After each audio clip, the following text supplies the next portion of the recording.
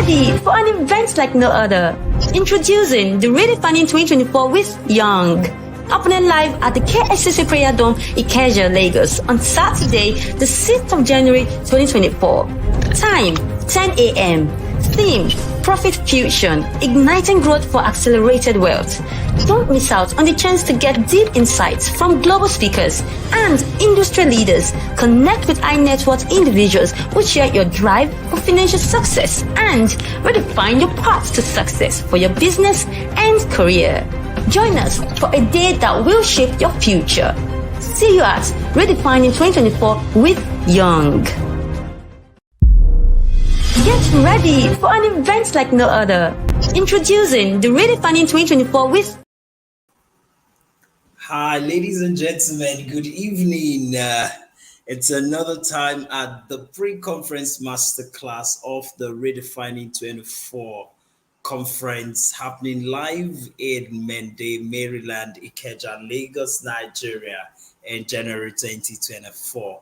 And I'm super excited to be here again this evening. We're getting ready for another amazing session with you today. Of course, my name is Alex-Iheanacho. I am the host of Redefining 2024 conference and the founder of ICPD, International Center for Personality Development. And I'm very excited to be here today, especially because of the depth of what we're going to be learning today. Today, we have our speakers lined up who are going to be taking amazing sessions with us this evening.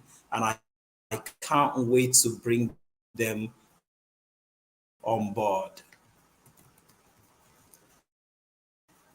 All right, so yes, two amazing speakers, Sam and of course Olumide GlowVille. Amazing people, and I've got to know them for a while, and their work is something that sort of has continued to inspire me. These are great minds in this century and time and age who are, touching lives and causing things to happen at their own level. And it's massive, the kind of influence that they have and the kind of things that they are doing already in the digital space and in the corporate space. So you're going to be having an amazing time today. Last week I entirely skipped my session. I was supposed to also teach, but I had to allow my speakers to go all through. Their session were so packed and fully detailed. I wanted them to exhaust the content that they had prepared for us. And today, we also will be having a lineup of other speakers. We've had Nancy Way, we've had Niyi Amuda, we've had Ella Obans, we've had Evan Promise, we've had Chijioke Moses, we have Precious Oriji. All these people have facilitated their sessions. And today we'll be having two powerhouses, Olumide GlowVille and Sam. Amazing people. They have both consistently delivered great results in the digital space. So much so that they have, added to the lives of many people, which is why we're bringing them to be part of what we're doing at the Pre-Conference Masterclass, the Redefining 2024 Pre-Conference Masterclass, and they'll be here with us to deliver amazingly well today. Olumide GlowVille will be speaking on goal setting and achievement, turning dreams into tangible realities. And this is what a lot of people would like to achieve in 2024. How can you turn dreams into tangible realities? And then we have Sam, who will be speaking on the topic from manuscripts to market, navigating the publishing journey in 2024. And if time permits me, I'll be teaching on elevating your game through the 3 mental levels of personality development. I'll be showing you the 3 mental levels of personality development and why it's important for you to know how to use that to elevate your game. So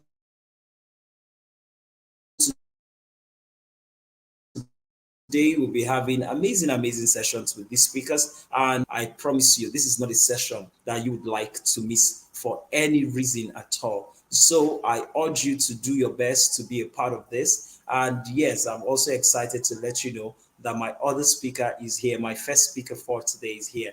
So I'd like to go ahead and introduce her very quickly. Our first speaker today is Enosam. And who is Enosam? Enosam will be teaching on from manuscript to market, navigating the publishing journey in 2024. And I promise you, this is going to be a power-packed session. You're going to enjoy every single bit of the session. Okay, so who is Enosam? Enosam is the president of Brilliant Entrepreneurs and Writers Academy Bewa, a business community of over 10,000 writers, authors, and content creators. She is the organizer of the biggest creative writing and public speaking competition in Africa, Bewa Content Creation Competition, featuring the illustrious African Writers Awards. This competition is aimed at encouraging a rapid rise of creative African creators and raising the world's finest writers. She's an author of 10 books, a book project consultant, a writing coach, and an editor who has worked thousands of authors through the process of writing, editing, publishing, and launching their brilliant books. Eno is the editor-in-chief of Bell Magazine, a yearly publication that celebrates illustrious African writers in business and documents their inspiring stories. Named and recognized among the top 50 most inspiring authors in Nigeria, alongside the renowned Wole Soyinka, Sam Adeyemi, Chimamanda Ngozi Adichie, and other inspiring Nigerian authors, she's always at the forefront of promoting a reading and writing culture in Africa and, of course, beyond. Yeah.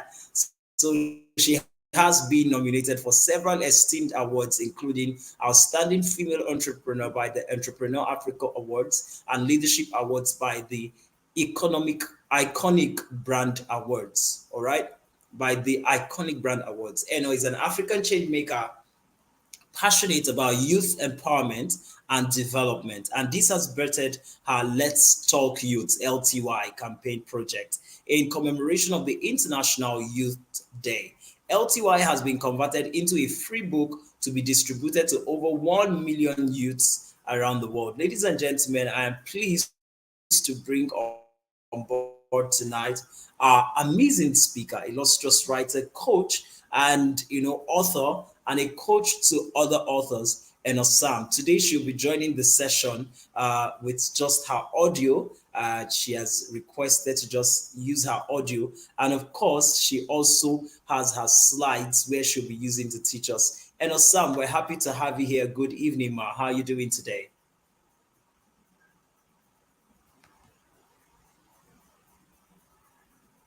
Are you there? Enosam, can you hear me clearly? Good evening.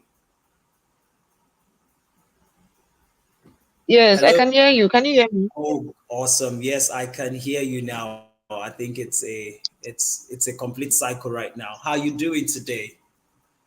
I'm very well, thank you.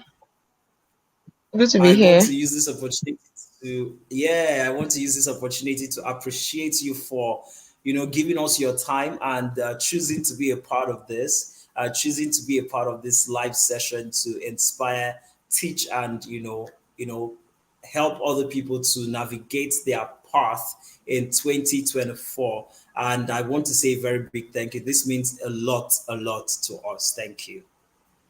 Thank you. Thank you. All right, so I'll be handing over to you at this point. You have your slides, and I'm here to help you at any point. Okay, thank you so much. So I'll just be letting you know when I need you to move to the next slide. So you just move to the next slide. All right, great. Okay. Good evening, everyone. It's good to be here. And in a few minutes, I'll just be sharing. I was speaking about navigating the publishing journey in 2024. But before I continue, please, I want to correct a figure in the bio that was read of me. It's 100,000, not 10,000. I mean, my community, Brilliant Entrepreneurs and Writers Academy, it's over 100,000, not 10,000. I think that was a mix-up. Okay, so yes, so I'm teaching this topic because I've had experiences with different authors and of course with myself as well. At my community, and I've observed a whole lot of things over time. So I've been able to crunch it into like a few slides and a few lessons that can help anyone out here. So navigating the publishing journey in 2024. Please, next slide. So what you will learn. So in this short presentation, you're going to learn, number one, the compulsory analysis before writing any book. I realized that many people, including myself, I mean, when I was starting out, I made the mistake as well, right? But over the years, when I was, when I started writing a lot of books, I realized that this is something that, every author should do. All right, so I'll be sharing with you the compulsory analysis that you must embark on before you write any book at all.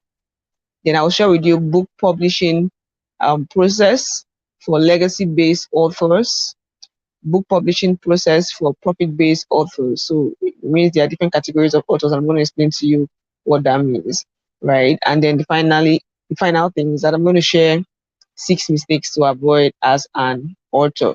So to have the best experience during this presentation, just take out your notepad or your journal or a sheet of paper. I always say that the best way to learn from any presentation is to pay attention and then take a pen and write down not just what you're learning, but what you're going to do from what you've learned in real time. All right, so that by the time you are done, you can actually know that this is exactly what I'm doing from here. Not just I didn't just come to catch Rema. I actually came to figure out the action point I can actually take. Right.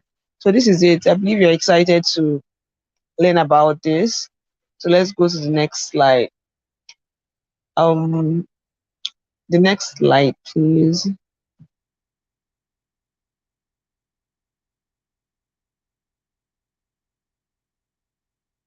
Okay, so the topic today says manuscripts to market, right? So the compulsory analysis before writing any book. The topic, was it the subtopic? Okay, the main topic was manuscript to market, right? Navigating the publishing journey, your publishing journey in 2024, manuscript to market. But if you see what I did here, I introduced market to manuscript, right? Because there is the manuscript to market and there's the market to manuscript. There are two different things, but there are two things that you need to analyze before you start writing any book. If you don't do that, you're going to be stuck. You're going to just be taught here and there, and you just be doing the same things you've been doing without any form of progress. Or you might be getting some kind of result, but because it's not clearly specific, you think that you're making results when you could have done better. All right. So this is the important thing you need to do before you write any book. So the next slide, I'm going to be explaining what that means. Okay. All right. So manuscripts to market versus market to manuscript. So before you write any book at all, the first thing you want to ask yourself is, what is this book objective? What is this book objective? Is the objective that will guide you on the process? Is the objective that will guide you on the sequence? The objective will guide you on the mindset of the publishing journey. So you don't just jump and publish a book. All right, you must know what's the objective. Now, if you look at what I wrote below here, I said legacy stroke impact and then profit stroke impact. That means that every book you're writing must make impact. All right. There are a lot of people who think that impact is just about doing free things. I need to correct that impression here, that impact, when you say impact, everybody thinks, oh, if you want to make impact, means you must be doing something for free, you must be doing charity, or you must be volunteering, and all that and all that. But no, that's not what impact is. Impact is that I'm able to, my presence or my contributions, whether free or paid, I've been able to have a positive effect on your life. Impact is that whatever you have taught or whatever you have trained about or whatever you've written has inspired someone to be better, and the person has applied what you learned, and the person then has results in his or her life. All right. So impact is not defined based on whether there's a fee attached to it. Is defined based on the influence. All right. The result or the effect that it has on you. So that's the starting point. Every book must have impact. Every book must be written to make impact, right? But again, there are two distinctive objectives for every book that you write, which you need to analyze, like I said. This first one says legacy. and then the second one is profit. You need to clearly define before you write any book. Ask yourself, is this a legacy book? Am I writing this book for legacy? Am I writing it for legacy? Right. You know what legacy is about, like stamping your footprints, in the sands of time, or you just want to inspire people. You want people to be blessed. You want people to just be blessed by your story or something. Your focus is not on money per se, whether money comes from it or not really your focus. But your focus is, I just want these people to be inspired by this story, because I feel like if I had made all these mistakes, other people shouldn't make it. Right? That's one kind of book to write. Then there's another kind of book to write that is strictly for profit. So when you say, okay, what kind of book am I writing? Okay, the objective of this book is for profit. When you define that it's for profit, there's a different approach to it. Right? So, but if you don't define this, you just write a book and boom, you're already publishing it and then you are stuck. Most times, I work with different authors, right? When people send me their script and I analyze them, I ask them a couple of questions. By the time I look at the structure of the book and they're like, I'm not making money from this book since I authored this book. I'm not making progress. I'm not making this. By the time I look at the content of the book, I look at the structure of the book, I look at all the processes that were involved in the book publishing. I just tell them that there is no way you could have made money from this book like this, because it is not written in a way that is profit oriented or profit focused. There's a way to write a book that is for profit. All right. So, but you won't have this clarity if you don't define this. It's just like saying that you want to travel to Lagos, for example, probably from Port Harcourt. You want to travel to Lagos, right? Or you want to get to Lagos, but you don't know whether it's Lagos you want to get to. So you just go to the airport, and any plane that just comes, if you just see people walking around, you just follow them and walk around. Do you understand? You see people that are lining up somewhere, you just follow them and line up. By the time you are lining up on any counter, somebody is carrying you to Kaduna or carrying you to some other place. All right, that's when you don't have clarity. So you don't write a book before, you don't write a book before understanding this. You have to understand this before you write a book. All right. So that's the first thing that shows you the difference between two primary objectives when you write a book. That is one way that we differentiate between manuscript to market and market to manuscript. So if your book idea, or if you're writing a book for legacy, that's when your category of book is under manuscript to market. All right.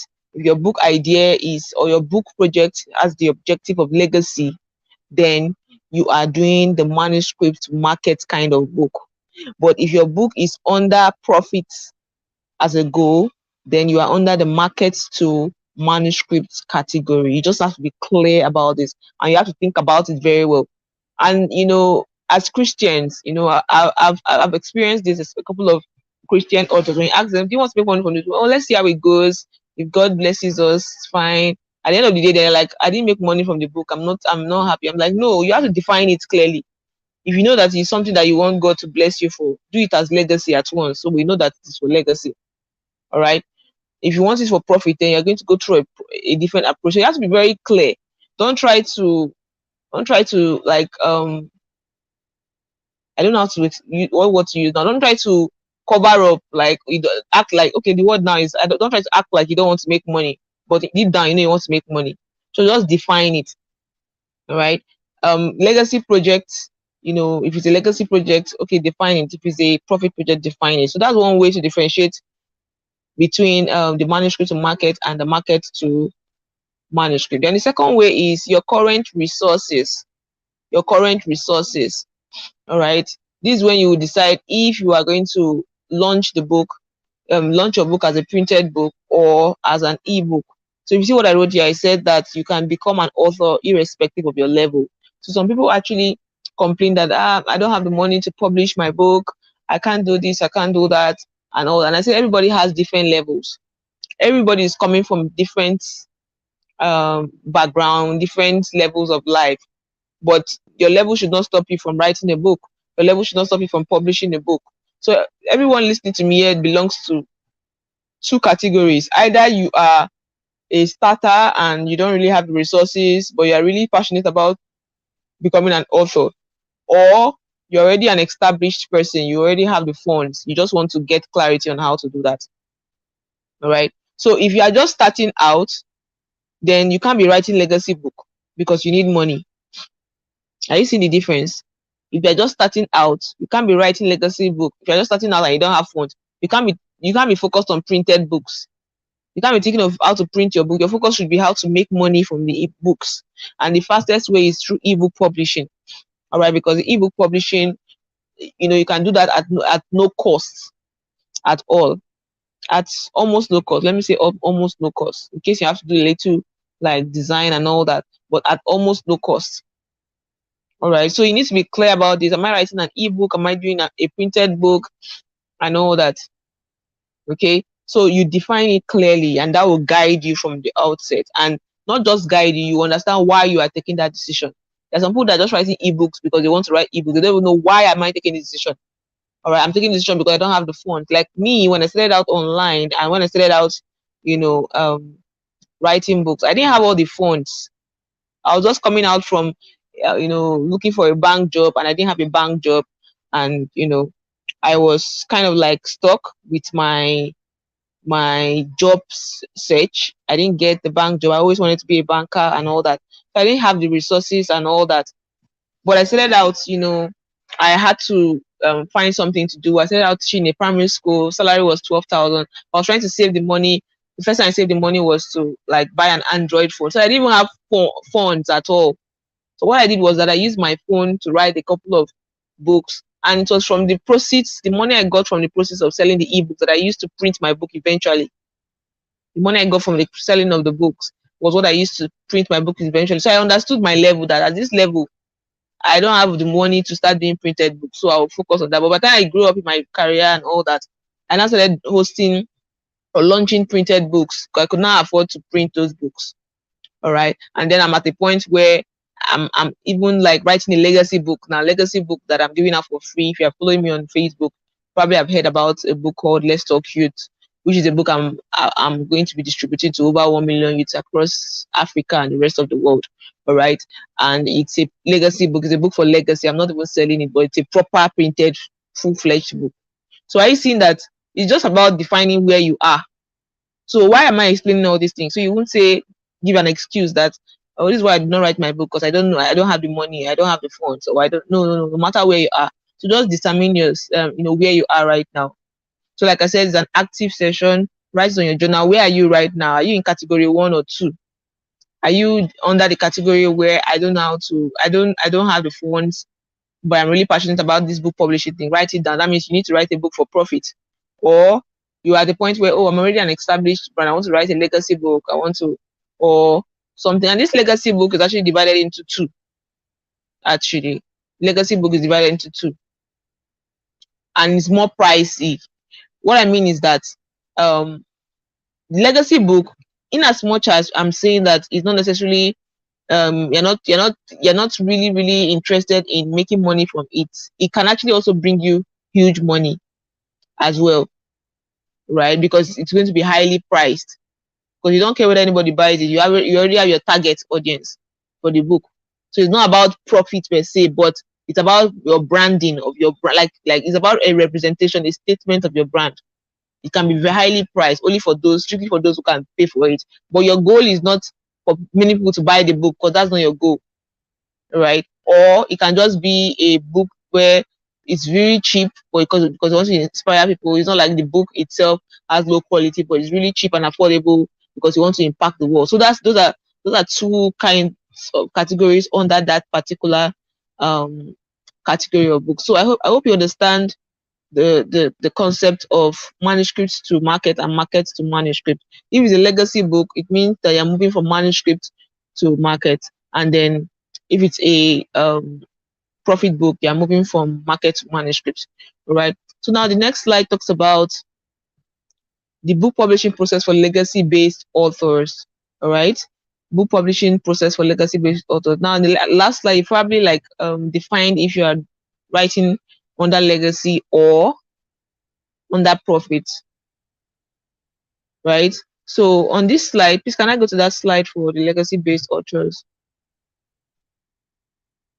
Okay. So now what this means is that you're moving from manuscript to market. All right. By the time I start explaining the other how to write the other book, you understand the difference. So take note of what I'm going to be sharing now.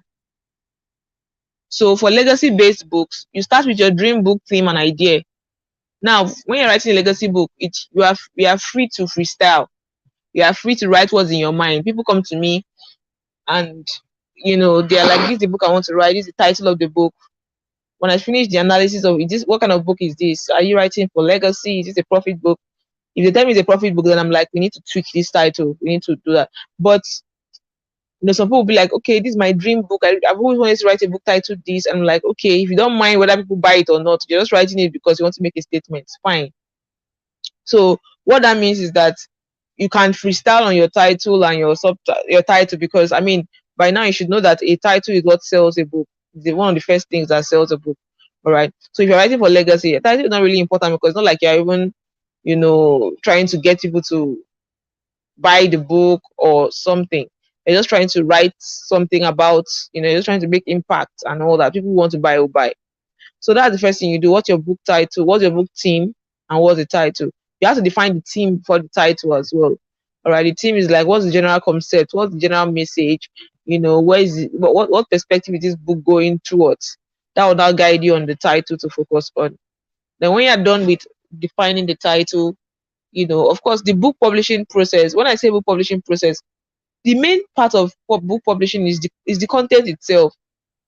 That's why my community's name is Brilliant Entrepreneurs and Writers Academy. Publishing is just like a tiny percent of the main work. The main work is the work that the book itself. How brilliant is that book? All right, that's the main work. So after defining your title, you can then, go ahead to outline your content. Many writers are stuck with their book writing process because they didn't outline their content. They just say writing. You can't write a book successfully without outline. Even to date, having written over 10 books in print and nearly like over 15 books as ebooks, up to now, I can't still write a book without outlining. I have to do the outline first. All right, it's just like when you want to build a house, the architect has to draw the plan. All right, we need to see the house on paper first before we start building. That's how it is. All right, so that outline is very important. You do an outline of the book content, then you do your first draft. And I will say here that the first draft doesn't have to be perfect. You just have to communicate what you want to pass across. When you're writing your first draft, you don't need to think about whether there are errors, there are grammatical errors, or there are typos, whatever. Just pour out your heart and share. Flesh out the book. All right. Then the next thing is to self-edit to your best capacity. Self-edit your book. Right? Self-edit your book. At this point, if you don't know how to write articles, you'll struggle with writing. That's why I always say learn how to write. Learn how to write. Because when you learn how to write articles, captivating articles, actually, book writing will become easier to you. Right? So when you self-edit, the next thing is to have an external edit. Your editor can handle this after you've done the work, on your part. An editor has to be involved to look at your work and edit it. All right. After your editor has done that, then you can design and publish. All right. You can decide to launch online or do a physical printed book. All right. You can decide to launch or publish online or publish in print rather. So of course, if you're writing a legacy book, you already have money. How much is money, right? You already have money. So printing a book is not going to be a problem to you. You already have the money to print and publish it. So you have to publish it, and all that. Or if you are on a low key but you are still on a legacy project, you can still publish online, probably on sites like Amazon, on Seller, and all that. But the idea is that you can design and publish it at this point, right? And then the final thing, okay, give me a second. I think something is blocking the last thing. Okay, the final thing there is launch online or live. So you can decide to launch a book online, or you can decide to do a live launch. Most of the legacy projects I've worked with in the past, most of them have the money to fund a physical book launch. They have dignitaries coming into the event who can launch their books. The last one I had, the person had dignitaries coming through, and people were just launching the book with 6 figures everywhere. That was when I knew that there are levels to these things. There are levels you get to, and all your friends, or everybody in your circle, are able to afford, high tickets, and they can even give you a gift of 6 figures just because you launched a book. So there are levels to those things. So if you are in that category where you already have this network of people, of course, if you are legacy driven, your network is also legacy driven, right?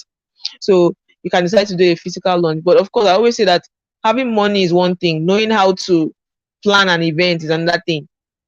You can have money and you don't know how to plan a physical book launch, then you go and waste money, and then there's no objective. There's no objective won or anything done. You just go and engage in activity when there's no progress. So everything has to be thought through, right? So are you under the legacy-based kind of author? That means you're taking your manuscript to the market directly. As you can see, all the steps I shared there just started with your manuscript before you went to the market. You understand? You start with the manuscript before you go to the market. So if you're a legacy-based author, this is the step you should take. So let's go to the next slide to see the steps for the profit-based authors. And I need you to see the differences. That's why I started out explaining the objectives, what you should know about the objective before you ever start writing a book. You need to know the objective, why you are writing that book in the first place, right? So please, can I go to the next slide? The one for the profit-based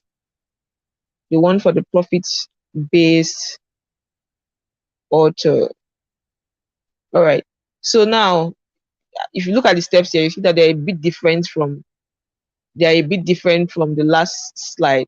This particular category requires that you go from market to manuscript. That means you have to go to the market first before you start writing the manuscript. You have to go to the market first before you start writing the manuscript.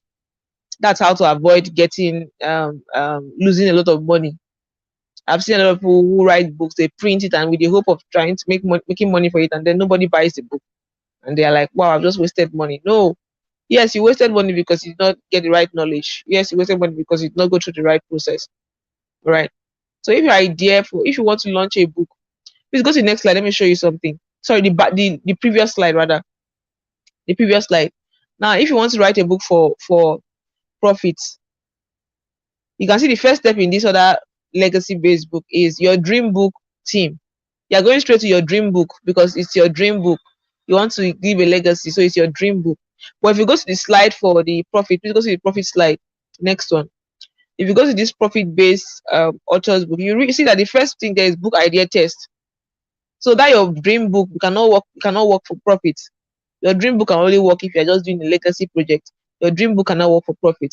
So if you're writing for profit, the first thing now is to ask yourself, to go on a book idea test. You need to test the market. You need to see if they are even interested in that book. Because of course, profit means that they have to pay for the book. Who is paying for the book? Your audience. Who is paying for the book? The market. But if the market does not like what you are bringing to them, they won't pay and you won't make money. All right. So this is a different ball game entirely. Right. So you test the book, out there. You can be like, hey guys, would you guys like me to share my thoughts on XYZ? Call it, let's see how people are responding to that. All right. If I were to write a book on XYZ, would you like to buy it? Or you can even create content and see how people respond to it. You can send newsletters, see how people respond to it. You have to check how people respond to that idea before you take it out. Okay. You have to test how people respond to the idea before you take it out. For example, I wrote my book called The Business of Book Editing, the 9th book. I know that was a profit book, although it was printed, right? But it was a book mainly for profits, and that was the same thing I did. I had not done anything for editors. I've been teaching writers all the while for over how many years now, teaching authors and everything. I never really taught editors, so I was like, let me test if this idea. Yes, I know that is something that people want, but how will I be sure? I said to start testing the idea. I started having conversations on my profile, on my status, like, hey guys, I'm thinking of teaching some editors how to edit books. Who is interested? All right. And now that people were like, we are interested. I've been waiting for you to talk about this. I've been waiting for you. People that say asking me questions. I now came out count like ask me questions about editing. Who were asking me questions. That's when they were interested in it. That's when I said to take the book project seriously. And trust me, if I asked those questions and I didn't get the kind of response I wanted, I would have not gone ahead. All right. So this, you can see that this book idea test will help you to prevent wasting your time to publish a book that nobody will buy. I don't know if you're catching the rema. You're seeing the difference, right? The first thing under here is book idea test. Then when you have the good do the book idea test, then the next thing is to review your survey. All right, review your survey, gather all the data, gather all the facts, gather all the pieces of information you have gotten, and start analyzing it. Okay, from this number, how many? What was the percentage of audience that are interested in this? Was it 0%? Was it 15? Was it 90? You know, what kind of questions were they asking me? Did they sound interested? You start analyzing everything you have gotten from your survey, right? You start analyzing every single thing. That's how you know whether, okay, I can fly with this book. Now, when you have done those things and you see that there's a high percentage of people who are interested in the book, then it means that there's a probability of the book doing well in the market. So remember that we're already in the market. We've not done the manuscript yet. We are just in the market, right? We're just in the market. We've not done the manuscript yet. Next thing now is after you have qualified the book is qualified to now for the market. You can now design a book cover. If you notice, I've not asked you to write a book yet. Design a book cover for it, and of course, the title of that book must be very catchy. Right? The title of the book must be very catchy. It must be straight to the point. It must have like someone can at first glance, I should know what that book is going to do for me with the subtitle. For example, I talked about my book, The Business of Book Editing. The Business of Book Editing. Once you just see the book, you know that it's about the business of book editing. And the subtitle then says how to edit books professionally and become a highly paid editor. The subtitle is explaining straight to the point. Once you see the book, you know that you already know what to expect in the book. So if you're writing a profit-based book, you have to be very extra intentional about the title and the subtitle. You have to brainstorm. All right. You have to brainstorm and make sure that it's catchy. After you have designed your book cover with the title and all that, then you can launch and make an offer. Sell. Now, there are two different things. And, I've been in the online space for a couple of times to know that people get excited too much. They can so get excited. And then when it's time for business, everybody becomes, quiet. All right. So now that they were telling you that I'm interested. Some of them are after freebies. They don't know that you want to sell something to them. All right. So for them to show that they are serious with this, make an offer and actually give them the book to buy. All right.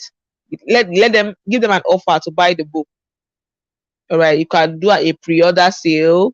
All right. Or you can do like a discounted sale, or you can whatever thing you want to do. Of course, this will be based on your financial goal. So by now, you should have drafted out how much you want to make from your book, and then you have to break it down into units. How many units of the book should be sold to hit that financial goal, right? So draft an offer and ask them to buy. See how many people buy. See how many people pay. For me, any profit book I'm writing, I don't start writing it until people pay. I can't waste my time to write a book and then I'll start looking for people to buy. No, I must find the people that are buying and interested, not just interested by mouth, but they are paying for it. So when I get my first 10 sales, I know that, okay, these people are serious, and I start writing the book, right? So that's how to, this is just the easiest way to escape heartbreak, because heartbreak is not just about love and relationship. Heartbreak too happens for authors and writers, all right? Imagine if you have spent time writing a book, you have followed all the process for legacy projects. To write a book you want to make money from, at the end of the day, nobody pays. It's so painful. So the best thing to do is to analyze all these things so that you don't make the same mistakes, right? Okay, so write the book after sales. That's the next point, number 5. Write the book after. So once people have said pay for the book, then that means they are serious. And one thing I always say is that you have to study statistics. If 5 people have paid for your book that you advertise, then that means 100 people can pay. It's not for you to go and find who are the What did I do right to attract those 5 people? Then go and do it, and then attract the remaining people. If 5 people could pay for your book, then that means others could pay. It's just for you to fortify and keep doing the same things that you did to get those people to buy, right? So now that you have qualified the markets and you have started getting money from the book, then you can self-edit and give it for external editing. I've mentioned external editing as well. Self-edit, external editing is very important. All right, and then publish and distribute. Okay, publish and distribute. I can see the process of now writing the book is coming last. The difference between the other one, legacy project, and this one is that the legacy project books, the writing came first, all right, and the publishing came last. But in these profit-based books, the writing comes last and the market survey comes first, right? So after that, rinse and repeat. That's just it. Rinse and repeat. And as an author, if you want to try very well in your book publishing journey in 2024, you have to have multiple streams of income. It means you don't have to write one book and sleep. No, you can have many books. I have over 15 ebooks currently. Each of them, people buy different ebooks and you make more money. All right. So it's not about just writing one book and then depending on just one book. No, you can write multiple books and using the same process, testing the market first before it goes live, and then people, and then you start writing the book. So I believe that you understand this. So if you are someone who is about to write a book for profit, this is a step you have to go through to write that book. And of course, like I said, it's about knowing how to write. If you don't know how to write, you're going to really struggle with your writing process. All right. So I believe you now know the difference between a legacy-based book, and a profit-based book, alongside how to navigate the both of them. So finally, what you're going to be learning finally in this presentation is 6 mistakes. That's an oversight. There should have been 6 mistakes to avoid as an author. The first one is shutting down content publishing after your book launch. So after you've launched your book, many authors just keep quiet after they launch their books. No, you have to continue the conversation. You have to keep talking about the book. You have to keep talking about what's happening with the book. Okay, because when you don't talk about it, people just forget about it, right? They always say that out of sight is out of mind. So we are not hearing you talking about the book. That means the book has gone extinct. They won't even take it seriously anymore. Okay, so don't do that. Once you launch when you launch your book, that's the beginning of the marketing process. You have to continually talk about the book, right? Number 2 is publishing bad books. There are good books and there are bad books. And like I said, the reason I created my community, Brilliant Entrepreneurs and Writers Academy, is so that we can change the narrative of self-publishing, where you can actually publish a brilliant book as a self-published author. So if you don't know how to write, you don't know how to write a good book, you don't know what makes a good book, you want to go and learn about that. You want to go and learn about that. Okay. And then what makes a bad book is poor editing as well. What makes a bad book is poor editing. When your editing is not professional, you're going to definitely have a bad book. And that's a bad, in fact, having a bad book is like your name is stamped on a bad book and spreading across the whole place. It's a bad one. All right. That's why I always encourage authors, and especially my clients, though, that when they are writing books, we take the time to actually look at the content. That's the most important thing. Anybody can wake up and publish a book. The main thing is the reader's experience after checking that book. Okay. Then the next thing again is not upselling in your book. So when you write a book, upselling means like, okay, what additional thing can they learn from that book that you've given to them? What additional thing can you give them? So for example, my book, The Business of Book Editing, the book itself taught people how to edit books and become highly paid editors, right? But there's an upsell in the book. The upsell is for those who now want to watch me edit books in real time. All right, those who want to join my editors in training, where I'm now like showing you how to edit the book in real time with practical lecture and with practical looking through giving you assignments and then giving you feedback, and that's an upsell.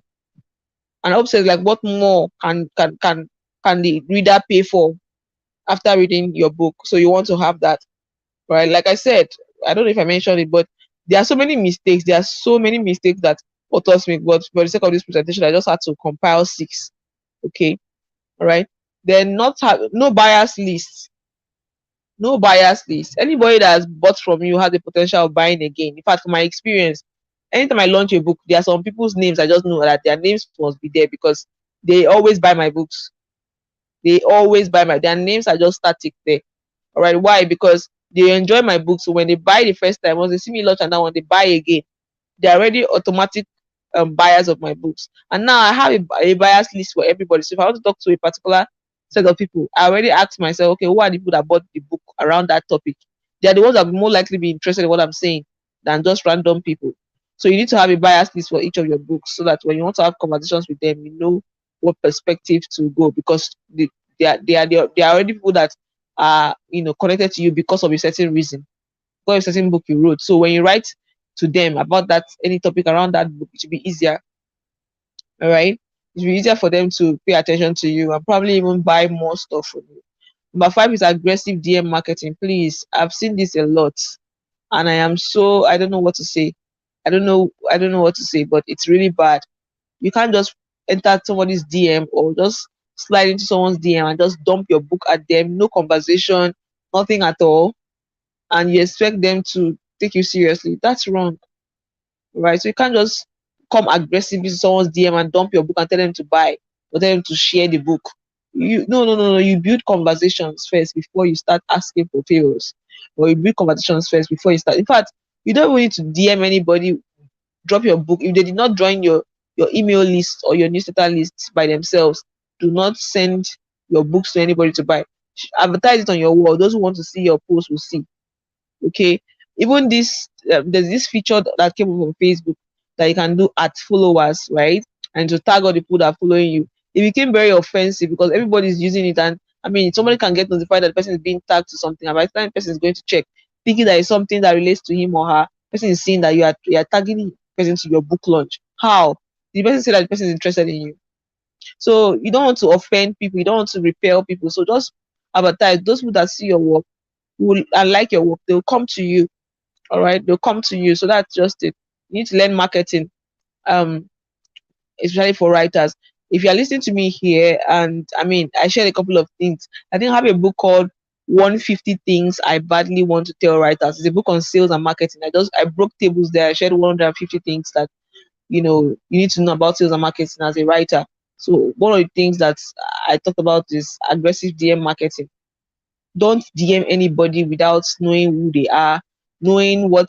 In fact, the way you communicate also can be repulsive, right? Can be very repulsive. So take note of that. And then finally, no business of the book built. It's one thing to write a book. It's one thing to have a business of that book. What's the business of that book? From that book, you can start a coaching career. From that book, you can start a consulting career. From that book, you can start a training career. All right, you can do a couple of what you can also have a strategy session as well. You can ask people to book a call with you. They can ask you questions about the book and they pay for it, right? So you don't just write a book. When you're publishing, when you're trying to navigate through your publishing journey in 2024, don't just write a book and dump it to the audience. Think of how you can build an extra business around that book. Okay, so I mean, with these few points of mine, I believe that you've been able to learn how to navigate through book publishing. Next slide says thank you, right? So with these few points of mine, I believe you'll be able to learn a couple of things on how to navigate. And like I said, I tried my best to do this as a crash course. There are a lot of things I had to share, but I had to just streamline them into these few slides. All right.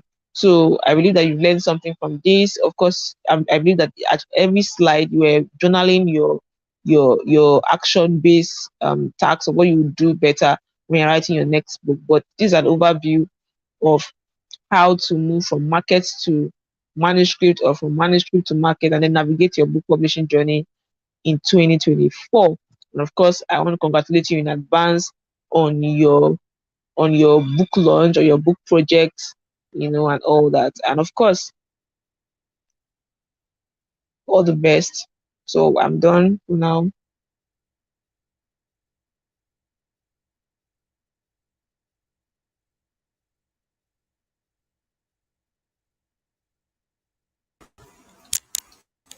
All right, thank you so much, Sam. This was very very enlightening, and yes, I did gain so much from your session. It was really packed. I want to say that you are indeed a professional, a pro at what you do.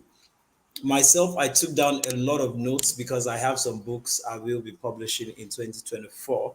Um, I'm writing two books, but I want to move the other to 2025. And just like you shared, there are categories or things you must do. So when you launch a book, you can even launch a consulting career, a coaching career, a training career from the book, which is something I am looking forward to. I am looking forward to doing a book in 2024 that can also be, used, that can also become a movie. We've seen Steve Harvey do it with Think Like a Lady Act Like a Man, or Think Like a Man Act Like a Lady. And I also saw this lady do something like that when she did the book on Smart Money Woman, Aris Ubu, and stuff like that. So that's how you move from being just an author into a coaching, consulting career and stuff like that. And this is truly, truly beautiful. Thank you so much for all the amazing nuggets that you shared with us today. This is so much, and we say thank you. We're grateful. Thank you, Enosam. My pleasure. Thank you. Thank you so much. All right, so this was an amazing time today with Enosam right here today. And of course, we'll be doing even more with her as we proceed. She'll be live at the conference as we proceed, and we're going to be making a lot of connections and networking right there. And yes, our second speaker is here too and getting set to come live on stage. I'm super excited about having him join us today as well. But before I bring him up on stage, I'd like us to go for a short break before I bring him up on stage. Ladies and gentlemen, see you shortly after the break. Get ready for an event like no other. Introducing the Redefining 2024 with Young. Happening live at the KSCC Prayer Dome, Ikeja, Lagos on Saturday, the 6th of January 2024. Time, 10 a.m. Theme, Profit Fusion, Igniting Growth for Accelerated Wealth.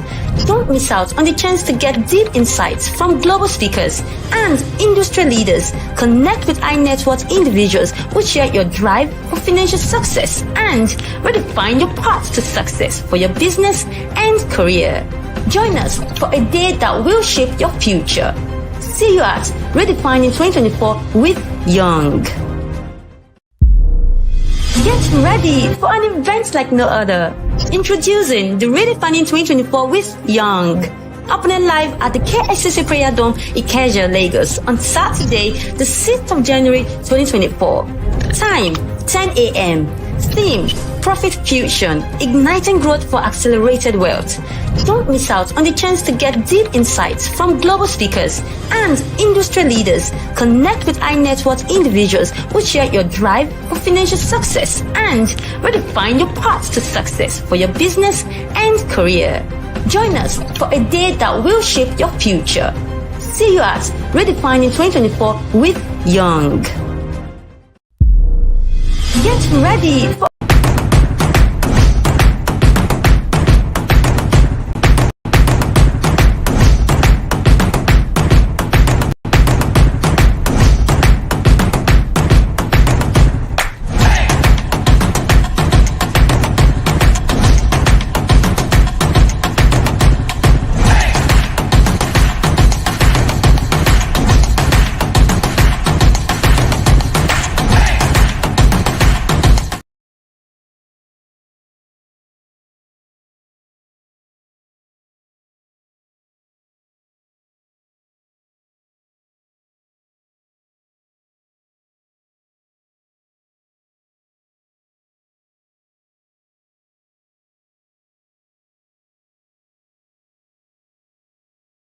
Welcome back to the session with our second speaker. We're going live right away with our second speaker.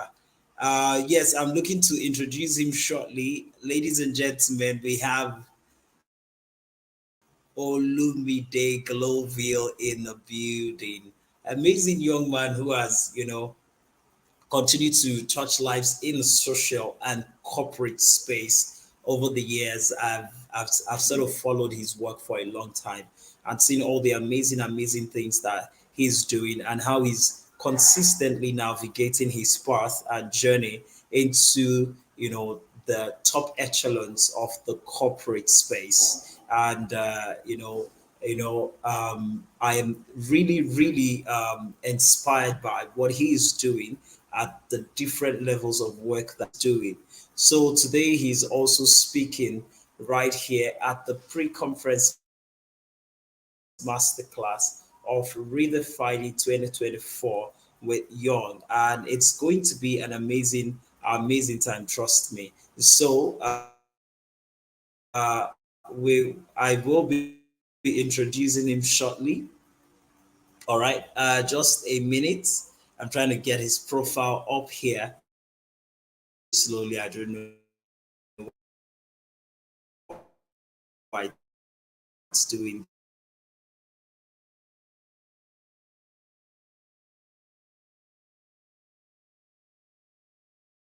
that.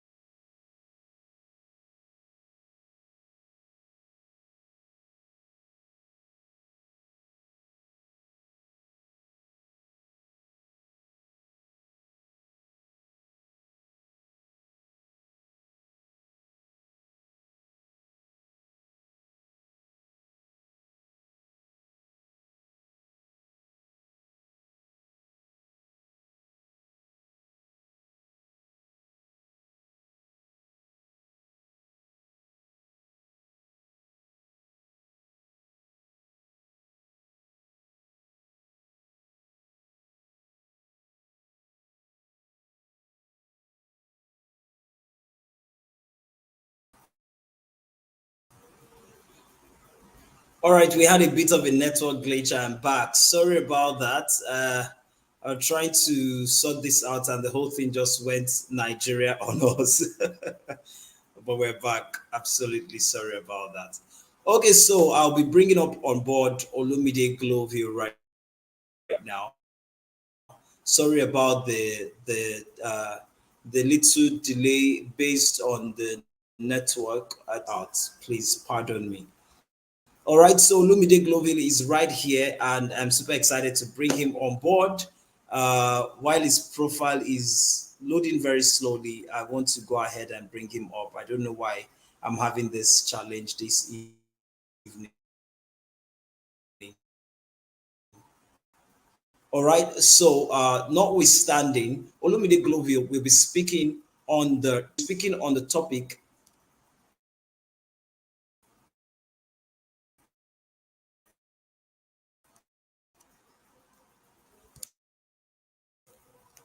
Olumide GlowVille will be speaking on the topic goals and results at different levels. And I would like to bring him up so that we don't keep delaying the session from continuing because of the profile issue. Good evening, sir. How are you doing today? Yeah, good evening, Young. Good evening, everyone. It's good to Good be here this evening. Please, evening. Good to have you are you can here. am I very Yeah, audible? yeah, very audible. I can hear you very clearly. Can you hear me as well? Awesome, I can hear you. I was having some network issues earlier on, I mean from your end, so I wanted to be sure that it doesn't affect me as well. Oh, okay. Uh, I think it's good to go now. We just had a All right. bit of a network glitch, and then it was quite disturbing earlier. So, but I think it's good to go now. All right, Olumide Gloville is here, and he is speaking on the topic from goal setting and achievement turning dreams into tangible realities. I'm still going to introduce you since your slide is here. So very quickly, Olumide GlowVille Lawrence is a consummate marketing and communication professional with over 9 years experience driving digital strategy, growth, and communications for brands. He is the current head growth and product marketing in one of Nigeria's leading banks. He holds a BSc in dramatic arts from the prestigious Obafemi Awolowo University and various globally recognized professional certifications in marketing, branding, product marketing, and management. Since 2014, Olumide has built a wealth of experience across IT, real estate, media, PR, health and entertainment, and banking industries. This led him to start GlowVille Communications, a growing media agency that creates and executes ideas to help small businesses find and engage customers online. Olumide runs the GlowVille Club, his personal tribe for training and mentoring emerging social media marketers and content developers. As an author, Olumide has 2 books to his name, Building a Social Empire and Content for Engagement and Optimization, were released in 2018 and 2019 respectively. Olumide currently facilitates social media marketing classes in the Digital Marketing Institute certification program at Simon Page College of Marketing. He has also coached at many large and small scale events. Outside of marketing, Olumide enjoys socializing, watching movies, and playing games. He's the convener of Lagos Hangout. Yeah, the popular Lagos Hangout, a social networking event that has had 4 successful editions, partnered with top brands, and inspired similar social events across other Nigerian cities. Olumide is married to his longtime sweetheart, Dami Lola. Ladies and gentlemen, give it up for Olumide GlowVille Lawrence. Thank you so much. Welcome on board. Good evening. Thank you very much, Young. That seemed like it was not going to end because I was in a hurry for it to just finish. I think I'm going to have to go and reduce this or so that within 30 seconds people can just get me introduced and we can get into the business. So yeah, Awesome. We're glad to thank have you you very here. much for having me, and I want to appreciate you and everyone within your team who has created this platform for people to learn at this very important moment where the year is coming to an end and many people are already looking forward into what the next year has to offer. And I think personally, this topic that you have given me could not have come at a better time, right? We are just about a few days into the new year, and a lot of people need to be ready from day one, right, for the new year, not start to prepare for the new year within the new year, right? That's right. So, That's and for me personally, since 2012, 2011, thereabouts, I've always had the habit of planning my year ahead, in the final months of the previous year. And when I say planning my year ahead, it's all about looking at, different aspects of my life and determining what's the next stage, right? So that, I can be very certain about what I need to do.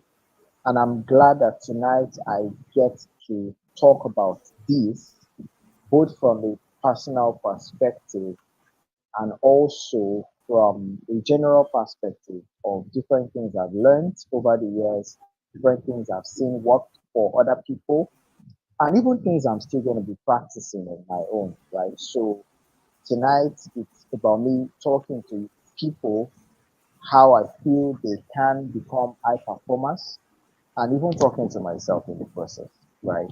So we're here to learn together. And my singular motivation for having this conversation tonight is that I want as many people who are listening to me and almost everyone who can hear me, see me, to be high performers, right? I believe that in life there are yeah. 3 kinds of people, right? There are high performers, right? There are low performers, right?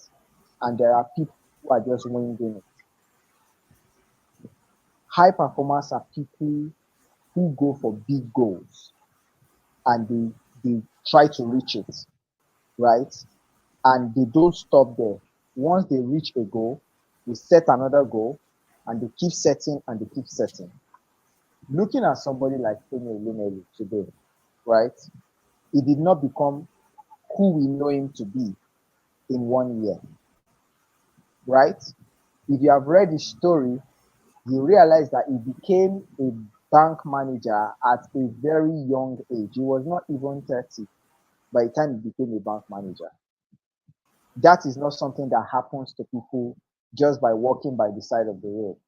It is something that happens to high performers, people who deliberately go after big goals and achieve them and do not stop. So anybody could have at his age, anybody who was already a bank manager at his age could decide that they are no longer interested in doing anything else. They should just retire early and just go and enjoy life. But this man did not end there. He continued and he pressed on, and he has now become the owner of an entire conglomerate. I was reading an article earlier this week, and all of this man's companies have delivered huge returns this year. So it shows you that even at that age, this man is not stopping. He's going to continue to reach for goals. And that is the kind of people that motivates me. And I want that such kind of people are the ones that should start motivating everyone. And when we talk about this motivation to become a high performer, right? One of the critical things that can get you to become a high performer is goal setting, right? You can't be a high performer if you don't have goals that you have set and you are trying to meet. So if you are not going to listen to me for anything else tonight, just for the sake of determining what the next phase of your life should be, what the next thing you should be chasing after should be, it's important that you learn art and the act of setting goals tonight. So I don't intend to take much time because a lot of time has already been taken, right? So I'm going to go through everything I have, and I'm hoping that you will be open-minded enough to pick what is very important to you, right? Like I said, you can't be a high performer without being a goal setting specialist. And I see that a lot of people know how to dream. So when we say goal setting, you know, it's about actually going from dreaming to living, right? But a lot of people know how to dream, but they don't know how to make their dreams come true. So a lot of people think that for dreams to come true, you need luck, you need God, yes, you need all of those things. But if you are very good at goal setting, you can make most, if not all, of your dreams to come true. If you are very good at goal setting. And that will take me to what goal setting is. So Cambridge University describes goal setting as the process of deciding what you want to achieve. The process. So you can see it is not just deciding what you want to achieve. There is a process to it. So I see that a lot of people, right, who just dream without a process. So you meet a random person and say, what's your dream for the next 5 years? And they just say something. Oh, I want to be in London. There is no process to that thought. Maybe because they've not thought about it. They don't even know how it will happen. So they're just speaking by faith. And you know that for us, especially in Nigeria here, we are very fond of speaking to existence because we just think that by speaking things will just somehow happen, right? So goal setting is a process itself. And that process is what I want to take you through tonight. And I'm hoping that you're going to learn a lot from it. There is another definition of goal setting that says that it is the process again of taking active steps. So you see, it's a process and an action. So goal setting is the process of taking active steps to achieve your desired goals or your desired dreams or your desired outcome or whatever it is that you desire. So it is not enough to just say, I desire something. There has to be a process that fuels your desire. Why do you have this desire? What is this desire supposed to do for you? What is it in you that is fueling this desire? Then what actions do you need to take to actually make this desire come true? So you can't say you are setting goals if you are not going through a process or you're not taking an action. It's everything that you're doing that does not have a process or does not have an active step is just a dream. So that's why they said a goal without a plan is just a dream. So people are allowed to dream. I can dream from now to next year. If I don't do anything about it, that dream is going to remain in my head. And tonight, what I want to teach you is how to take that dream out of your head and bring it to your reality. I can tell you for a fact that a whole lot of things that I have been able to do with myself in my career in a lot of areas of my life, while there has been an element of grace, luck, opportunity here and there in it, they've been made possible because I set certain goals and I met these opportunities, or I found this grace, or I found this luck in the process of following through those goals. So God Himself, if He's going to bless you, He's going to bless you based on what He finds you doing, based on the works of your hand, based on the process you are going through, based on the actions you are taking. God is not just going to pick you when you're doing nothing. I've not seen anywhere where God helped a lazy person. So if you are going to really achieve your dreams, you have to be a high performer. You have to set goals. So it's not just for you to dream, you have to set goals. And when they say setting goals, it means you look at your goal, you mold it in the right way that you need it to be, and you set it before you. That is the whole essence of setting goals. You look at a goal, you mold it, you put it together, and you set it before you. So I'm going to just run you through the process of looking at your goal, molding it, and setting it before you. Now, why is it important to set goals? First, you need to have goals so that you can focus. Let me tell you that today, one of the biggest problems of mankind is distraction. We are distracted every hour of the day. If you are not a football fan, you are a music fan, or you are a social media person, or you are distracted. There are so many things that are distracting people. And anything can come and even serve as a distraction to you. Because a lot of people are driven by what I call fear of missing out. So if you are not careful, you will end up doing what everybody else is doing because everybody is doing it.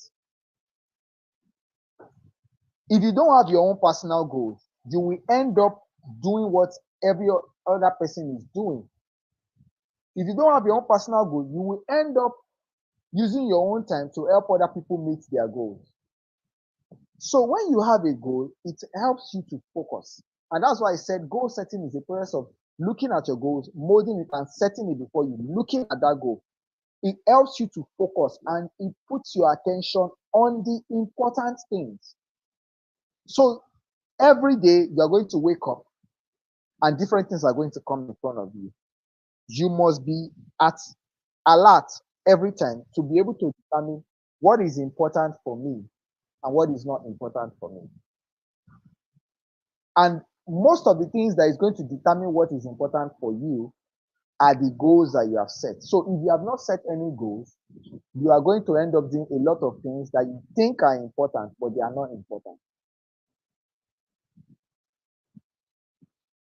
So sometimes it's important for you to leave your social media and read a book. But if you don't have a goal that is tied to reading a book, you will never consider reading a book an option. Sometimes it's important for you to take a skill or take a course. But if you don't have a goal that taking a course ties to, or taking a particular course ties to, you might end up taking a different course that is not in line with what you should actually be doing. So, say for example, there was a time this year, everybody wanted to go into tech. Everybody wanted to go into tech. So everybody was looking for tech courses they could take here and there, here and there, here and there. Now, if you have not set personal goals of your own, you probably would have taken one tech course that somebody just, created a 5,000 naira class for. And by the time you took that course, you just realize that what am I doing here? And then that course did not do anything for you because you did not take that course based on a tangible goal. You took that course based on a dream. Oh, they told me that if I take this course, I can begin to earn money immediately. I'm sure a lot of people have gone through that process before, right? So that's the difference. If you don't have goals, you will not be able to know what is important for you, when they are important, and why they are important. So you will end up doing so many things, right? And goal setting allows you to picture, visualize what your life can be or what you want your life to be. And when you have a goal, you tend to increase the amount of time and effort that you spend on an activity. So you can now develop the effective strategies that you need to achieve that goal. But when you don't have a goal, you will spread your time, your effort, your money across different things, and you will never be optimal. And that's why I said high performers are people who set goals. High performing people, you may not see them everywhere, they may not be versatile, but in that one or two things that they focused on, they will always be the best. And that's because they've set a goal for themselves to be the best or to continue to reach for the best in that area. So for you, it's important that you learn how to set goals tonight. And in the next few minutes, basically what I want to teach you is how to set goals and how to turn your dreams into reality. So first, I'll start with the different types of goals that you can set. So there are three basic different types of goals you can set. There is the short-term goal, there is the medium-term goal, and there is the long-term goal. And I'm going to explain the difference. A short-term goal is something you want to achieve very quickly within 1 to 3 months. So short-term goals are usually goals that lead into other goals or that feed into other goals. So say for example, you want to get a job, right? You want to get a job and you are not in that field. So let me give an example. Say this whole tech thing. Maybe you've done a whole lot in school. You studied something totally different. Maybe you studied animal science in school, and now you have been out of you've been out of school for a while. You've not gotten a job, and now you want to get a job, but the area you are interested in getting a job is different from what you studied in school, right? So you are thinking, what do I need to do? And then you decided that, okay, I think marketing is a good place that I would like to work and build a career in. Now, because you have a background in animal sciences, your chances of getting a job as a marketing person, right, is quite slim. So you now want to you have set your goal, your long-term goal, or should I say your medium-term goal, as getting a job in marketing, right? So in fact, I would say in that process, your long-term goal is you want to build a career in marketing. That's your long-term goal. You want to have a career in marketing. So that's a 10 to 20 years journey. That's your career, your entire career. You want to build it in marketing. So you are looking at, in the next 10 years, I should have reached this height as a marketing professional, and in the next 20 years, I should already have become like the chief marketing officer of a multinational. That's a 10 to 20 years goal. Your mid-term goal is first, you need to get a job in marketing so that you can even start that career. So that's like a 6 months to 12 months goal. That's your mid-term goal. So it's not short, it's not long. It's a mid-term goal. Now, your short-term goal are those smaller goals that will take you to your mid-term goal. So what's the first goal you need to achieve if you're going to get a job in marketing? So you are thinking, I need to take a course, or I need to learn about marketing, or I need to learn one aspect of marketing. So I need to learn social media marketing. That's your short-term goal. So in a 3-month period, you can quickly learn social media marketing. So that's a short-term goal. So there are smaller goals that feed into your mid-term goals. So if you are saying, I want to plan my 2024, be very sure what you are planning. Are you planning a short-term goal in 2024? Are you planning a medium-term goal? Or are you planning a long-term goal? So you cannot possibly plan a long-term goal in 2024. But you can plan a medium-term goal and you can plan a short-term goal. But make sure that you have set a goal. So you need to have clarity on what is my big goal, what's my big vision for myself, what do I want to become, or what do I want to do over the next 5 years, over the next 10 years. That's your long-term goal. Where do I want to be over the next 5, 10, 15, 20 years? That's your long-term goal. Now, how will 2024, what do I need to do in 2024 that will put me on the path of achieving my 5, 10, 15, 20 years goal? That's your midterm goal. So by the time next year, what should I have done that will make me feel on track with my goals in 2024? Now, your short-term goals will now be, what should I be doing in January, February, or March? What should I be doing by June? What should I have achieved by September that will make me get to where I want to be by this time next year, 2024? Those are your short-term goals. So they are smaller, quicker to achieve, right? But they fuel everything that goes into your midterm goal. So I hope that is clear. We all know how to differentiate between a short-term goal, a midterm goal, and a long-term goal. And I hope we also know that by 2024, you cannot be setting a long-term goal because it is too close to you, right? So what you are probably setting for 2024 is a mid-term goal. So using the same example of someone who wants to build a career in marketing and you are just graduating, right? So you can say, oh, now I am a fresh graduate. I want to build a career in marketing. So by 2033, I should already have built a solid 10-year career where I am the head of marketing of a multinational firm. So you have set a 10-year goal to say between now and 2023, I must have done so much in marketing that I am only working for the top 5 companies of this country. That's your 10 years goal.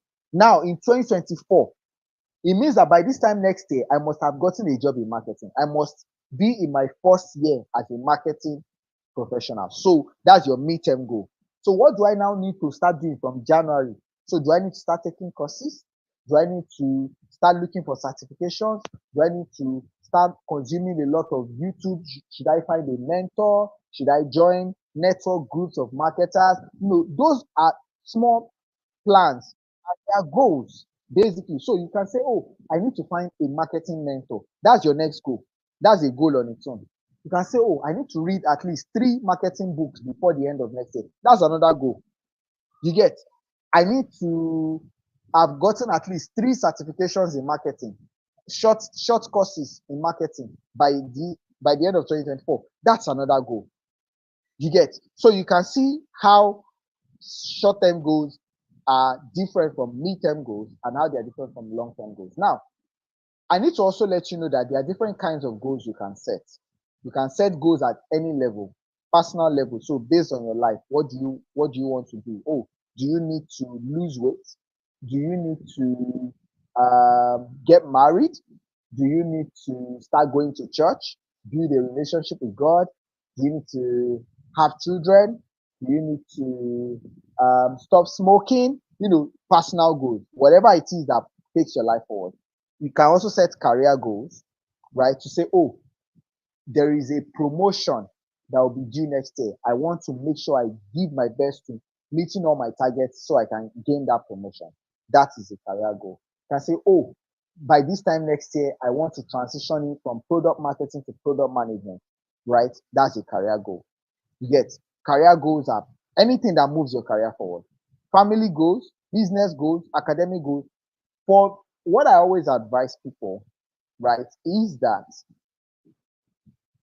as a person, you must have goals for different dimensions of your life, or at least 4 dimensions of your life: your personal life, your spiritual life, your financial life, and your career or business.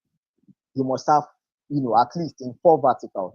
There must be something personal about you that you're improving on every year. There must be something spiritual about you that you are improving on every year. There must be something financial about you that you are improving on every year. And there must be something existential about you, which is either your career or your business, which, we are called human beings, right? So we have been made to be. So as long as we continue to live, that ing is there, which means it's continuous. So for you to be a human being, something you must be doing something. So either you are working for yourself or working for someone. That's basically it. So you must have goals, for yourself, whether as a career person or as an entrepreneur, as a business person. So you can set these goals. So it's not necessary that you go into 2024 and say, this is my only goal. Every other thing does not matter. No, you must be able to look at your life, from different perspectives and just make, improvements on them year. You can have one big goal, right, which is maybe tied to your career, but then you must have smaller goals that are tied to other aspects of your life, right? So this is how to ensure that you are not chasing your career, you're not taking care of your health, you're only chasing career, but you're not taking care of your spiritual development. Because if you don't do these things, they have a way of affecting even the goals you're chasing later. So don't abandon every other aspect of your life to focus on one thing, right? Yes, you might have that big goal on one area, but you must also improve on other side so that it helps you to achieve the dreams that you have in your head. So if you say, oh, I want to be someone who is earning at least $10,000 every month, don't get to the point where you finally get to earn $10,000 every month, but you are spending almost $8,000 on your health because you've neglected your health for a long time. So that dream that you set is not coming to the reality that you want because you have not taken care of certain other things. So it's important that I just put that on the table. Now, if we say set goals, how do I know the kind of goal to set? Or how do I set good goals for myself? 2024 is here. What are the goals that I need to set that I can say, oh, Olumide, you have done a good job, you have set a goal. So I'm going to tell you the characteristics of setting a good goal. And I'm sure you've come across this a whole lot of times. So when people say set goals, they say set SMART goals, right? SMART is an acronym, and I'm sure you've heard about it. So I'll just be reiterating it again. There is, the S, there is the M, and there is the A and R and T. The S in SMART stands for specific. So your goal has to be specific. There must be something that you are laser focused on achieving. Oh, I want to build a career in marketing. So it is specific. That career. So don't just say, I want to build a career. Career in what? So that specificity must be in your goal. You get? Don't say, I want to japa. Japa to where? To go and do what? So you see that a lot of people just want to japa, but there is really no plan. That's not a goal. That's a dream.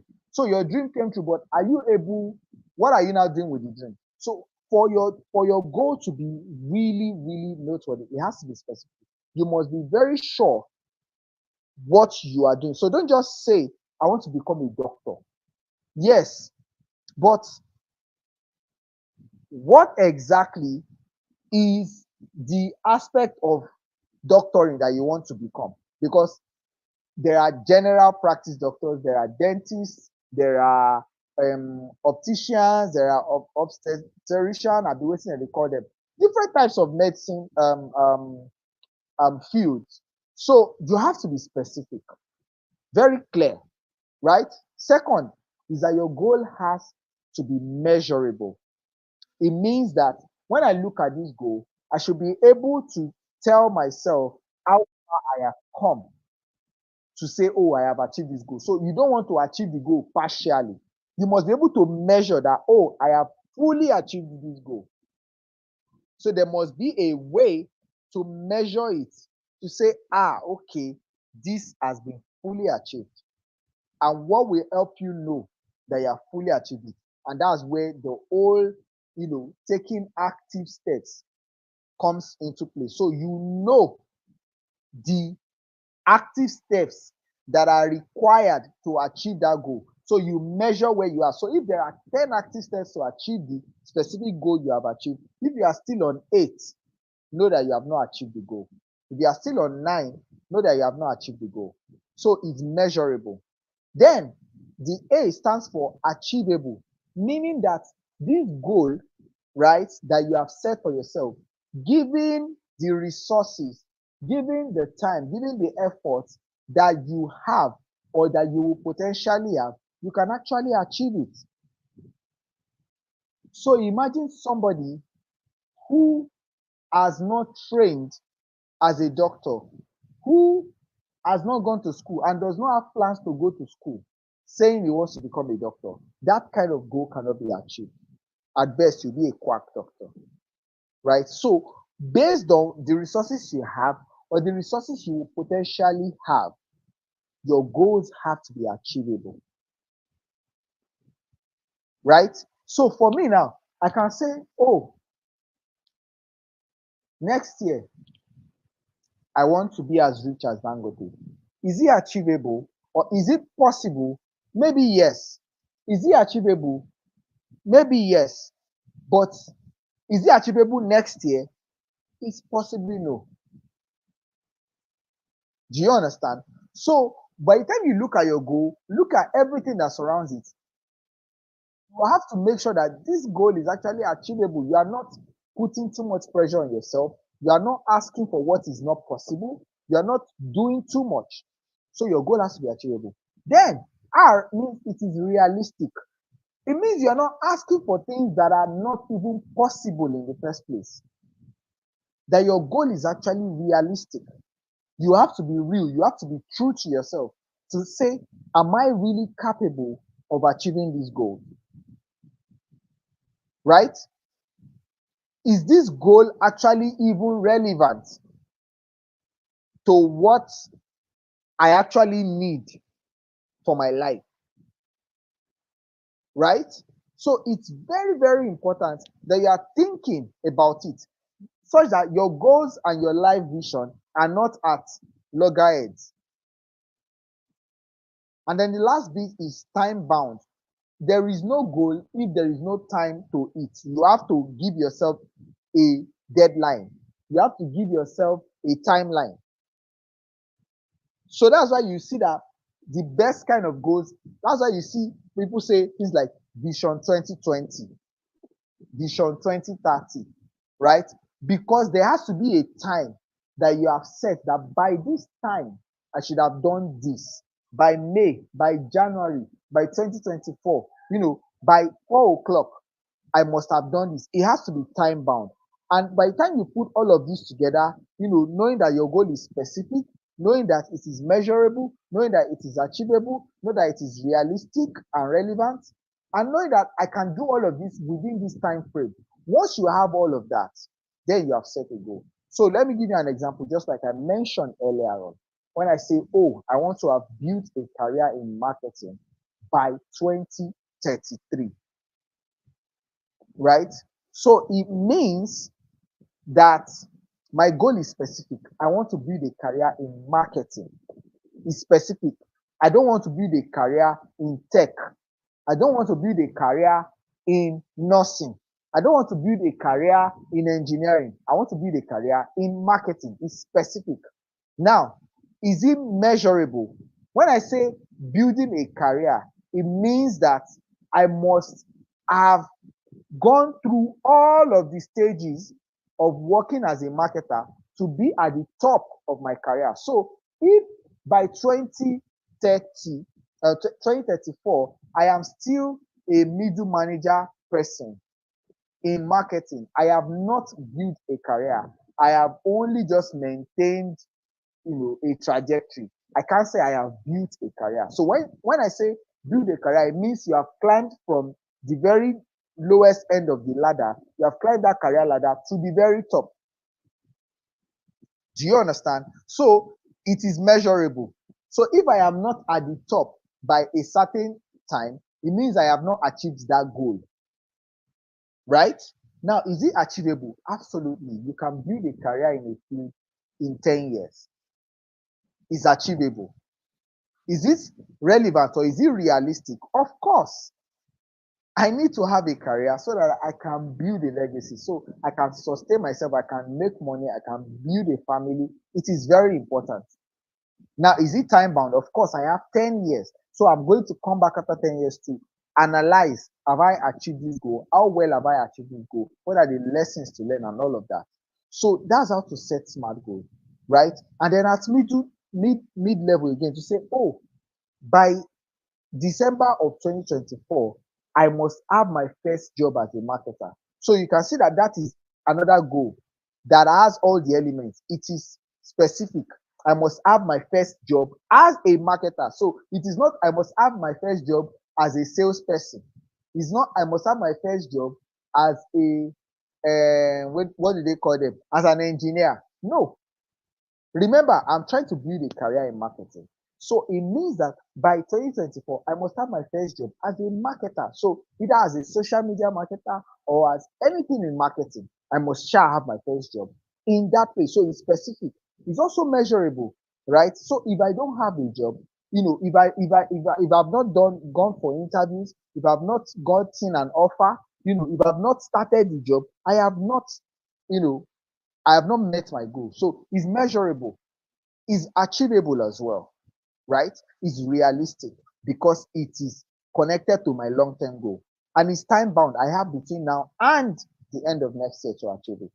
Your short-term goals are the same. Say, oh, by the end of February, I must have started or I must have completed my first course in SEO marketing.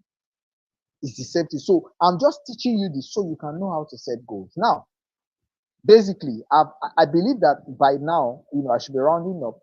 You already know how to set goals. Now, there are two critical things I'm going to be rounding up with. And they are things that can determine whether you have learned something from this session tonight or you remain the same wherever you are. And they are first that about the obstacles, the things that can stop you from setting good goals or even setting goals at all. And the second are the active steps you should take in setting your goals now. So the first, I'll start with the obstacles. The first one, there are about 5 particular obstacles to goal setting, especially for young people that I have seen and even affected me too. First is the fear of failure. A lot of people don't set goals that they need because they are even afraid of failing. Or maybe they failed before severally, so they don't believe in themselves again that they can succeed. Let me tell you, you can't be a high performer if you are too scared. Yes, your goals should scare you, like you should set big, airy, audacious goals. But you must not let the fear of failure overcome the possibility of chasing after your goal. The day you start having the fear of failure is the day you start failing. So if you constantly have the fear of failure, you will never set goals or you will never be able to achieve goals that you have set. And how do you overcome failure? Is by basically starting with little things and letting them motivate you to achieving big things. So set short goals, short-term goals, achieve them. If you set 4 short-term goals, it makes you feel confident enough to go for your mid-term goals. So the more goals you achieve, the more you build your confidence and the more you lose your fear of failure. Second thing that affects people from setting goals is fear of what others might think. So, like I said before, a lot of people are driven by FOMO, fear of missing out. They are driven by trends. They are driven by what everybody else is doing. So, the moment you see everybody going left, you now start to tell yourself, if I set my goals towards right, everybody will think I'm mad. But really, you're not. You are just being your own person. So don't let what other people say determine the goals you should be setting. Otherwise, you'll be setting the wrong goals. So you focus on yourself and determine the goals you should be setting. And I'm going to get to that point where you need to know the kind of goals you should be setting, right? But what I've often come to realize is that people who fear what others will say or think do not set the right goals for themselves. So if you are the person watching or listening to me tonight and you are very conscious about what other people will say, think, or do when they hear that you are setting certain goals, then you must lose that mindset and start setting the kind of goals that you need for yourself. The third pattern, I'm going to move faster, is self-doubt. If you doubt yourself a lot, right, you are not going to set goals. So if you don't think you can do something, you'll probably never do it. You have to push yourself constantly. You have to do things that make you perform. You have to do things that make you perform. You have to, give yourself, back yourself to do things. For a very long time, I was scared of driving, but I only needed to go for one driving class and I started driving. The day I lost my self-doubt, I started driving. That is basically it. The moment you continue to doubt yourself, you will never be able to do anything. The next one is procrastination. And this is something that every one of us struggle with. If you keep postponing what you need to do, you will not be able to set the right goals. You will not even be able to meet your goals. So stop postponing, stop procrastinating. Do what you need to do. The last one is lack of self-awareness. So if you are not even self-aware, if you don't know, yourself to a very large extent, you will not be able to set the right goals for yourself. And that's going to take me into the active steps towards goal setting. If you are going to set goals for 2024 or set goals for 2034 or 20 whatever, there are 5 things that you need to do. The first is that you must reflect or research or introspect, anyone you want to use, but there must be something that you think about or you look into before you start setting your goals. So when I say reflect, you must think, who am I? Where am I coming from? Right? Who am I? Where am I coming from? What is even happening around me? You must be able to answer these questions. Who am I? Where am I coming from? What is happening around me? You must know yourself. You must know your environment. You must also know your background. It's very important. So reflection is about knowing yourself, right? That's what reflection is. Research is about knowing your environment. Where am I? You understand? Introspection is about knowing your background. It's very important because, and that's where you must do what I call the SWOT analysis. In fact, it is a very popular thing. SWOT is acronym for strengths, weaknesses, opportunities, and threats. So as a person, you must do a SWOT analysis. In fact, if you're going to set your 2024 goals, you should be doing a SWOT analysis. What are my strengths? Have I added new strengths this year? What are my weaknesses? Are there things that are looking like weaknesses to me right now? What are the things that I am struggling to do? They are your weaknesses. You get? What are the opportunities out there that if I can harness my strength, I should be able to take. You must know them. What are the threats also out there that stop me from taking these opportunities? You must know them. Once you know this, then you are ready to set goals. But if you don't know your strengths, you don't know your weaknesses, you don't know the opportunities out there for you, you don't know the threats, you are not ready. So those are the first thing you need to do. Know your strengths, know your weaknesses, know your opportunities, know your threats. Have them down, write them down. Be looking at them. Think about them. Do I need to build more strength so that I can take my opportunities? Do I need to reduce my weaknesses so that it does not affect, how I can take the opportunities, and so that the threats do not use those weaknesses against me? What are the opportunities out there? How can I take them? What are the threats out there? How can I reduce them? You must know these things.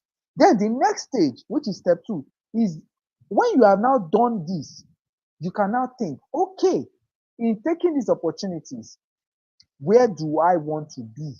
If I'm able to take this opportunity, where do I want to be? So that's where you now start to set your goals.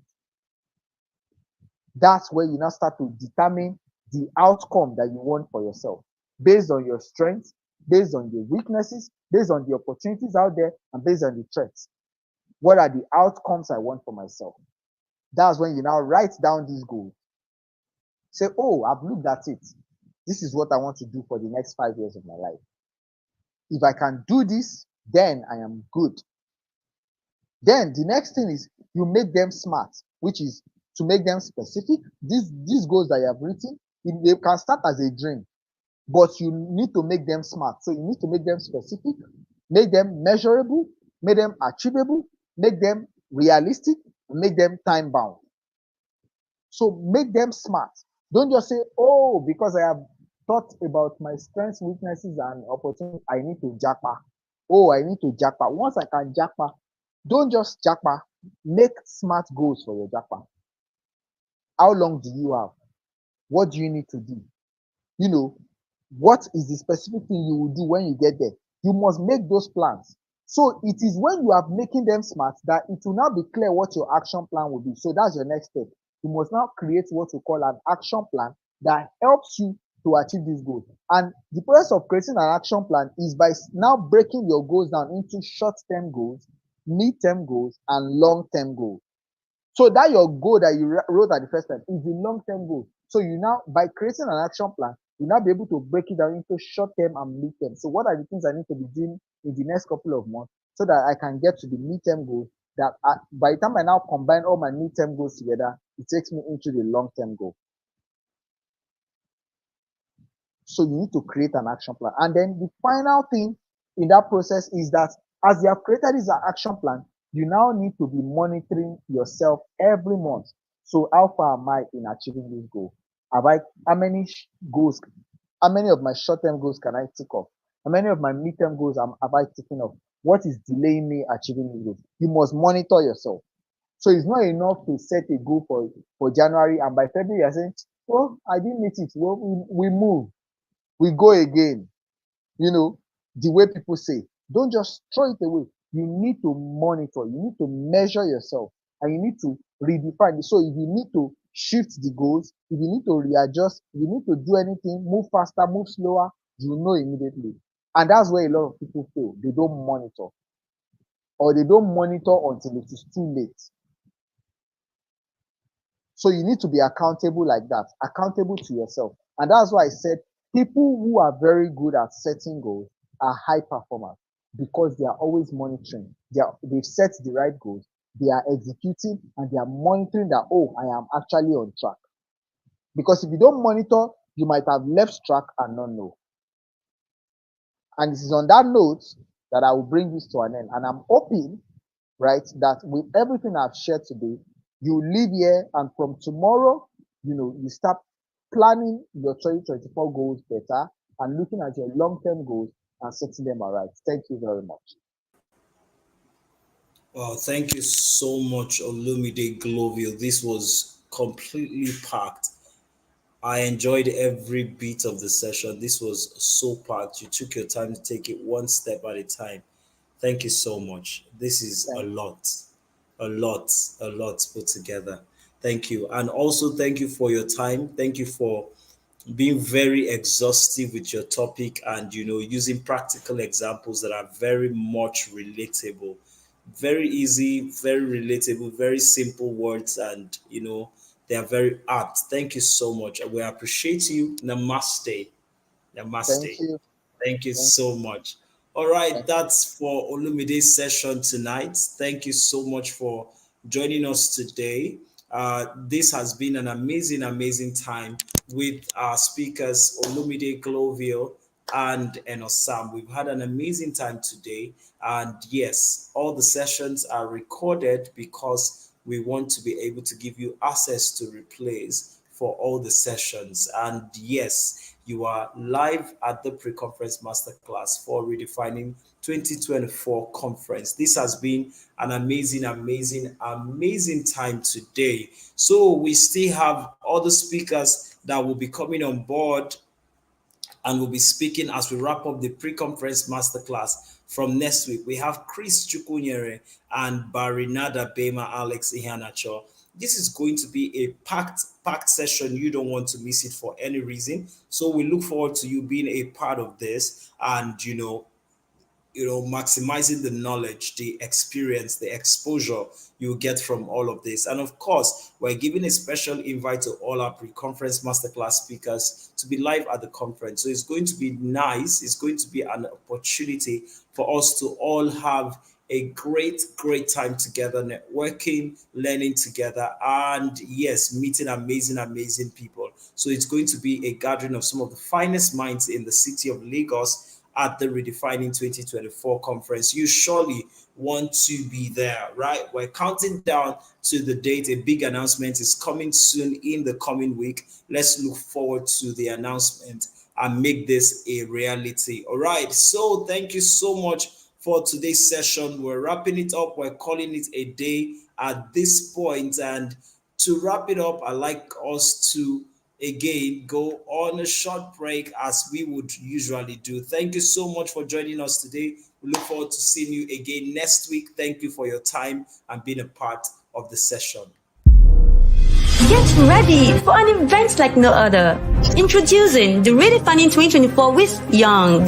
Happening live at the KSCC Prayer Dome, Ikeja, Lagos on Saturday, the 6th of January 2024. Time, 10 a.m. Theme, Profit Fusion, Igniting Growth for Accelerated Wealth. Don't miss out on the chance to get deep insights from global speakers and industry leaders. Connect with high-net-worth individuals who share your drive for financial success and redefine your path to success for your business and career. Join us for a day that will shape your future. See you at Redefining 2024 with Young. Get ready for an event like no other. Introducing the Redefining 2024